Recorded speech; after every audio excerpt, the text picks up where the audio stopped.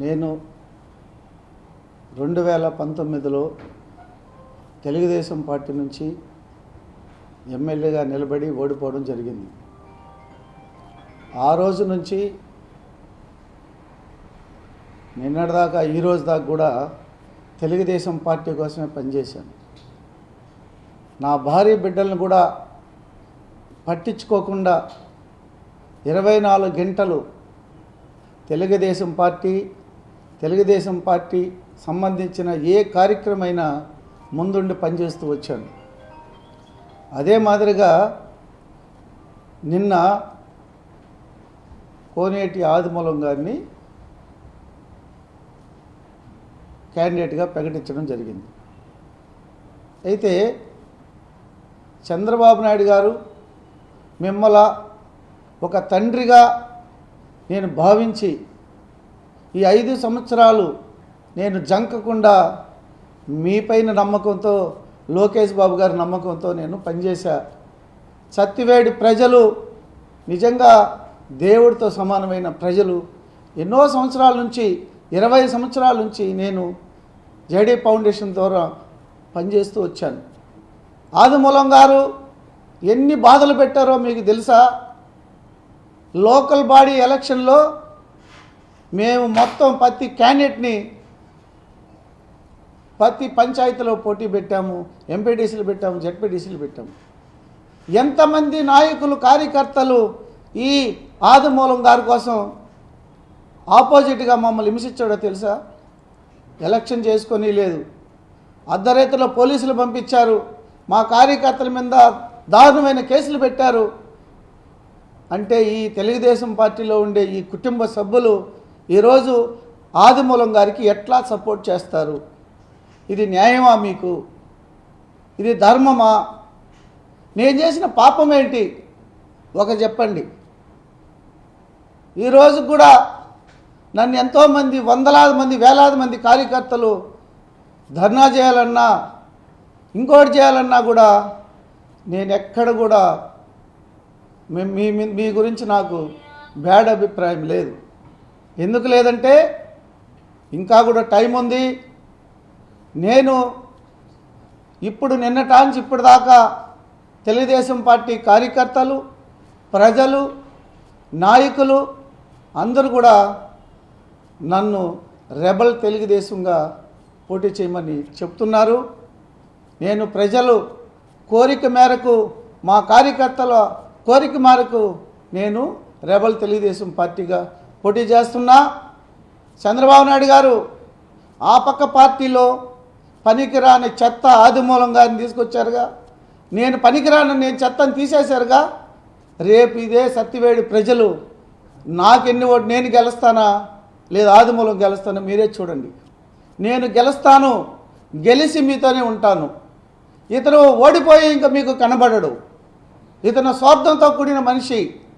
ఎన్నో 1, 2 కాదు, మొత్తం కూడా దోపిడీనే. గ్రావెల్ దోపిడీ చేశాడు ఆదిమూలం గారు, ఇసుక చేశాడు, ఏవైనా ఒక పారం మట్టి వేసాడా? నేను నాగలాపురం నుంచి టీపీ పాలెం దాకా నా సొంత నిధులతో నేను గ్రావెల్ రోడ్ వేశాను. ఎమ్మెల్యే గారు చేశాడా? అదే మాదిరిగా ఒక బిజ్జి పిచ్చాటూరు నాగలాపురం మధ్యలో తెగిపోతే 1/2 కిలోమీటరు నా సొంత నిధులతో వేశాను. ఓడిపోయిన నుంచి ప్రతి కార్యకర్తకి ఏ కష్టం వచ్చినా నేను ఉన్నాను. కాబట్టి సత్తివేడు ప్రజలే కోరిక మేరకు, మా నాయకుల కోరిక మేరకు నేను ఖచ్చితంగా రెబల్ తెలుగుదేశంగా పోటీ చేస్తాను. మీ ఆశీస్సులతో ఇంకోటి కూడా చెప్తున్నాను. మీ చంద్రబాబు నాయుడు గారి ఫోటో, లోకేష్ గారి ఫోటో పెట్టుకొని నేను ఎలక్షన్కి వెళ్తాను. ఖచ్చితంగా గెలిచి మీతో ఉంటానని చెప్తూ సెలవు తీసుకుంటున్నాను. Thank you. నా గురించి, నా వ్యక్తిత్వం, నాతో ఫాలో అయిన ప్రతి ఒక్కరూ తెలుసు. నేను ఒక స్టెప్ తీసుకుంటే వెనక్కి రాను. ఎందుకంటే నాకు తెలుగుదేశం పార్టీ ముఖ్యము, తెలుగుదేశం పార్టీలో ఉండే కార్యకర్తలు ముఖ్యము, లీడర్లు ముఖ్యము, సత్యవేడి ప్రజలు ముఖ్యము.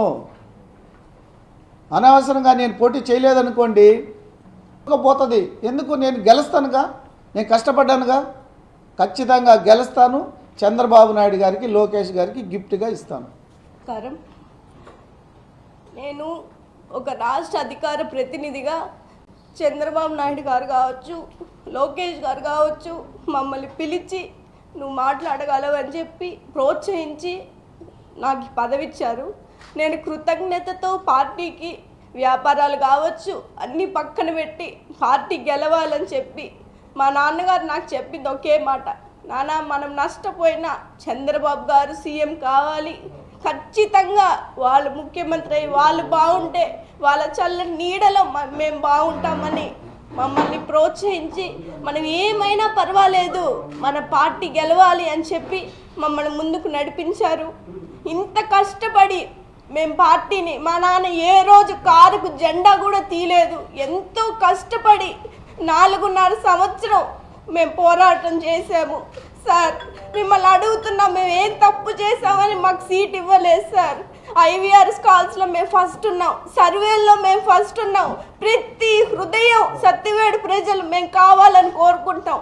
సత్యవేడు ప్రజలందరికీ మా కుటుంబం తరపున పాదాభివందనం చేస్తున్నాను.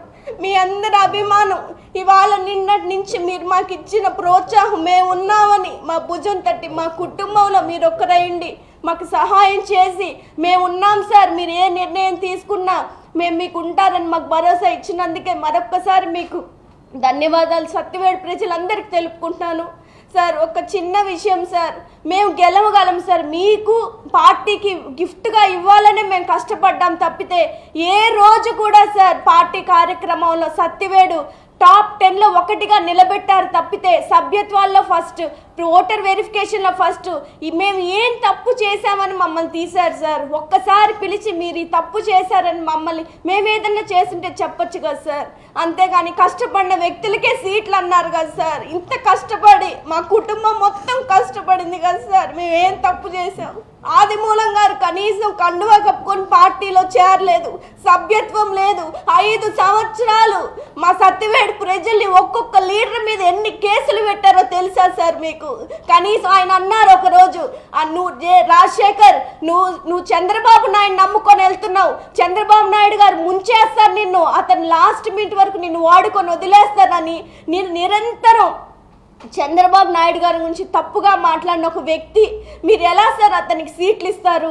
కార్యకర్తలు ఇబ్బంది పెట్టిన వారికి ఎలా సార్ సీట్లు ఇస్తారు? నిత్యం సత్యవేడులో ఉన్న ప్రతి రకముగా లబ్ధి పొందిన వ్యక్తికి ఎలా సార్ మీరు సీట్ ఇస్తారు? రబ్బర్ స్టాంప్ అని మీరు ఇక్కడ పెట్టిన ప్రతి మీటింగులోనూ చంద్రబాబు గారు కావచ్చు, లోకేష్ గారి పాదయాత్రలో కావచ్చు, ఆదిమూలం ఒక రబ్బర్ స్టాంప్ అని మీరు మీ నోటితో చెప్పిన వ్యక్తి ఇవాళ ఎలా సార్ మన పార్టీలో మీరు చేర్చుకోవడానికి సిద్ధపడ్డారు? నాకైతే అర్థం కాలేదు సార్. కనీసం ఒక కార్యకర్త ఇంటికి వస్తే అతని కష్టం తెలుసుకోలేని ఒక వ్యక్తి ఒక ఎమ్మెల్యేగా 5 సంవత్సరాలు ఏమీ చేయలేకపోయారు సత్యవేడు ప్రజలకి. అటువంటి నాయకుడిని ఒక వారం ముందర పార్టీలో చేరంగానే మీరు పదవులు ఇచ్చేస్తే మాలాంటి 5 సంవత్సరాలు కష్టపడి ఇల్లు వాకిలి ఏది కూడా మాకంటూ సార్ మేము 5 సంవత్సరాలు ఏమీ చేసుకోలేదు. మీకోసం కష్టపడ్డాం, మీరు సీఎం అయితే అది చాలనుకొని కష్టపడ్డాం. మీరు మాకు ఇస్తారు లాస్ట్ మినిట్లో మీరు మాకు సీట్ ఇస్తారని నమ్మకంతో సార్ మీకోసం కష్టపడ్డాం. ఏ మీటింగు మేము సక్సెస్ చేయలేదో చెప్పండి. మీరు పెట్టిన ప్రతి ప్రోగ్రామ్ మేము సక్సెస్ఫుల్గా చేశాము. మీ సహాయం మాకు ఎప్పుడు ఉంటుందని ఆశించాము సార్. ఇప్పటికీ మాకు ఎన్ని అవకాశాలు ఉన్నా మాకు మీరు కావాలి, మీ నాయకత్వంలో పనిచేయాలని ఆశపడుతున్నాం సార్.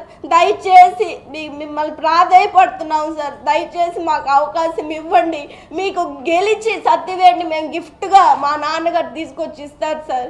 ఎందుకు సార్ కష్టపడిన వాళ్ళని అన్యాయం చేయొద్దండి సార్, మిమ్మల్ని నమ్ముకొని బతుకుతున్న వాళ్ళం. దయచేసి మాకు అవకాశం ఇవ్వమని మిమ్మల్ని మనస్ఫూర్తిగా హృదయపూర్వకంగా ప్రాధాయపడుతున్నాను సార్. ఇటువంటి వాళ్ళని నిజంగా గెలిచే వాళ్ళని దూరం చేసుకోవద్దండి సార్. పార్టీ మీరు గెలవాలి, సీఎం అవ్వాలని మీకన్నా ఎక్కువ ఆకాంక్షతో ఎదురు చూస్తున్న వాళ్ళు మేము. అటువంటి నాయకుడిని మా నాన్నగారు ఖచ్చితంగా గెలుస్తారు, సత్యవేడు ప్రజలందరూ కూడా ఆదరిస్తారని చెప్తూ సెలవు తీసుకుంటారు.